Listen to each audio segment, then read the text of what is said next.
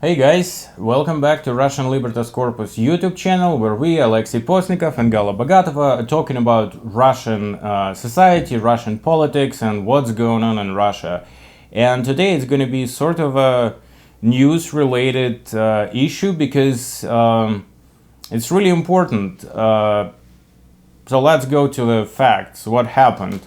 So Russian Department of Justice, as oxymoronic as it sounds, filed a petition to Russian Supreme Court to, and I'm not kidding, to recognize international LGBTQ movement as an extremist organization. Organization is a key word here. Yes, Just because I mean it's not nothing new about Russian government being anti-LGBTQ community, but this one might lead to serious implications, even way more serious than it was before, when so-called propaganda of LGBTQ was considered an administrative, not a crime, but Right. administrative. Misdeed. Misdeed, yes, indeed. So now, what does it mean for potentially not only LGBTQ people in Russia, but also for people who, support equal rights, for example? That legal frame of extremist organization was used a couple of times before. Mm-hmm. That's, for example, Navalny's organization and, for example, Jehovah's Witnesses. Right. But yes. those, at least I understand that there is an organization in Yes. one or the other form with a headquarter or a person that is actually the head of the movement. Yes. Even if it's a rotation, of board members, whatever. But this time, it's an inflamed mind of these homophobes producing a non-existent entity of LGBTQ organization, basically International one. Yes. With headquarter where? Well, I don't know, like in as they say in Russia, in gay rope, probably. Okay. It's like the capital. And the capital of gay Europe is what? Is Amsterdam? Amsterdam. Well, we decided maybe it's Amsterdam. Probably. But this is, so, yeah. Yeah. So if before, as wrong as it is, procedural-wise, it was like this person did something, connected to Navalny's activity, mm-hmm. or this person was a practicing Jehovah's Witness. Mm-hmm. There was some groundwork for, accusation. Like this time, as they understand LGBTQ as an international organization, which does not exist as a sort of the whole LGBTQ organization with headquarters anywhere. That basically might give them, if Supreme Court will approve this petition, which I don't have a lot of doubts that they will. It's going to happen on November 30th, so very soon. That will give the legal frame for any Russian law enforcement to prosecute people who are LGBTQ or people who just supporting the cause, maybe even like people who has, rainbow on their, the photos on the, social media. Yeah. So this is the first time basically people are judged based on their identity, because Navalny and Jehovah's Witnesses, it's on the basis of what you do, of what you believe in, and what you actually, are claiming to be your aspiration. Yeah. This time it's based on who you are, even though I'm not sure who exactly said that, but what I heard, the deputy of the head of the Ministry of Justice, Andrei Loginov, said that the rights of LGBTQ citizens are protected by Russian legal framework. In our legislation, we forbid discrimination based on sexual orientation and gender identity, he said. as just like any other discrimination. So they basically contradict themselves. They claim that LGBTQ people are not discriminated, yet they're not allowed to expose their sexual orientation as existent. So basically they're allowed to exist only under certain cover if they agree to submit to the sense of inferiority or wrongfulness, what I would say. No, also, you see, it's like that's the trick. So while they keep saying that everybody's in Russia have equal rights, blah, blah, blah, all that stuff, unless you're participating in the, anti-government extremist activity, which, going back to cases of, Navalny's team or Jehovah's Witnesses, people were participating in that. Now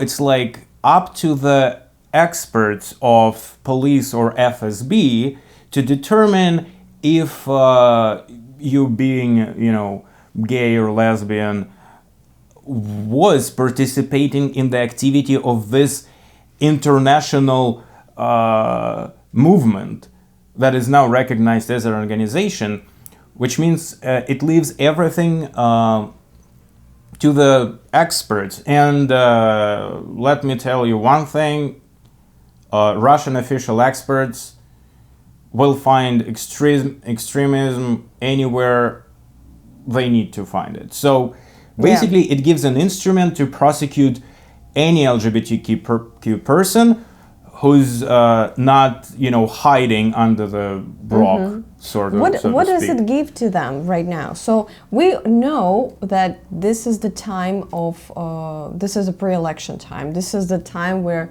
I would say shit hits the fan. Everybody is more politically conscious. They ask themselves questions they didn't before. This is the period of time where people think about politics for the most part. I mean, this is the most intense period of time for them to think about things they didn't. And at this time, there is no open debate about the war that is going on, of course, and there is no candidate with an anti-war agenda that is officially claiming to be such, to run the elections. They're not. We have people who want to be candidates with anti-war agenda, but they are not yet. Not yet. Right. Yeah. So what happens, and that's quite a common case in political science. This is a norm, basically. When when a country is in the mode of survival, LGBTQ women who are not compliant to the gender norms, such as child-free women or career-oriented women, and men who are pacifists, that they don't want to fight, they don't want a war.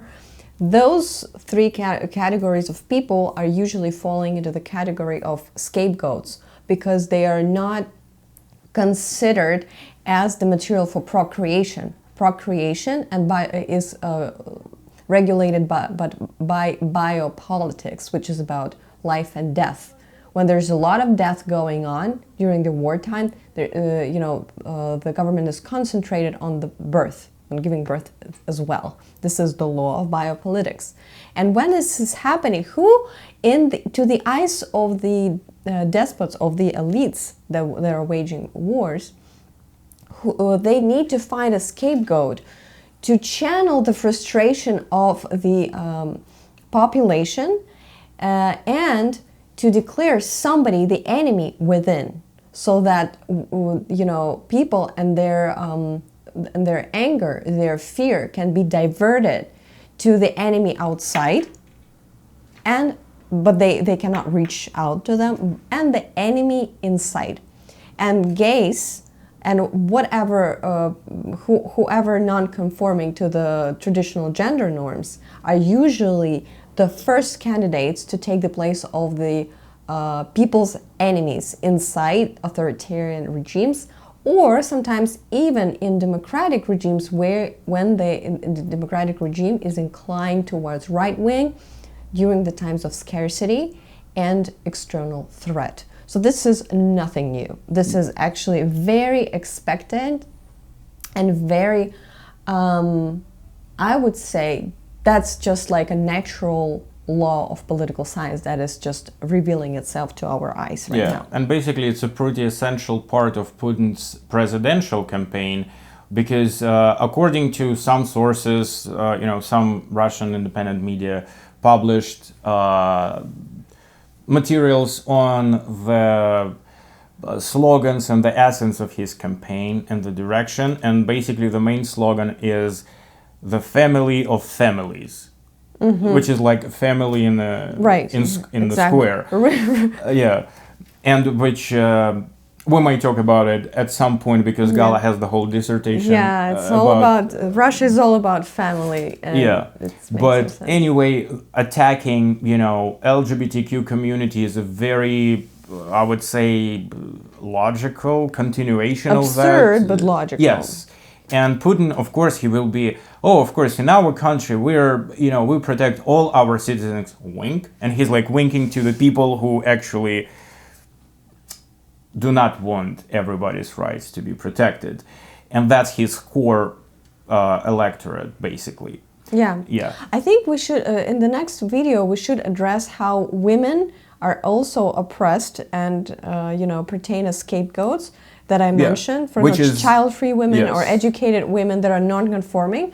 This is just a logical sequence of the same agenda that is wartime. Yeah, and in the end, I just want, it's very brief, another terrible news from Russia. And it's sort of connected to that topic because a few days ago, artist Sasha Skocilenko from St. Petersburg was convicted to 7 years in Russian prison for, I don't know if you didn't hear that, it might came a shock to you. I think we can drop the link about this news in the description. So basically last year, what she did, she replaced a few price tags in the supermarket with some numbers about the war, like how many soldiers dying every day, how many bombs, falling every day on Ukrainian cities.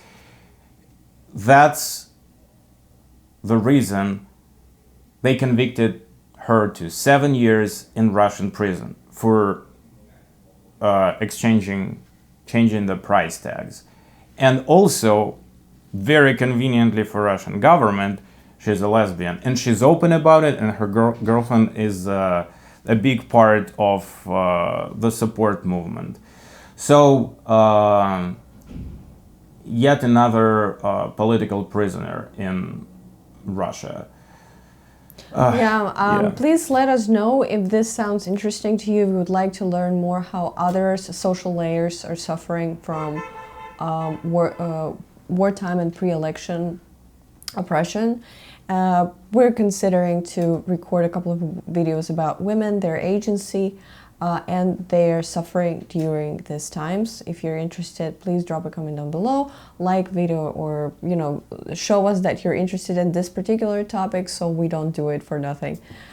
Yes, also subscribe to our channel and stay tuned, and till the next time. Bye.